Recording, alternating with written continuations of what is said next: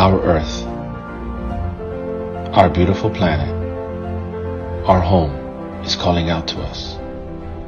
It's speaking to us. We need to stop and listen. For too long we have blindly followed the wrong path.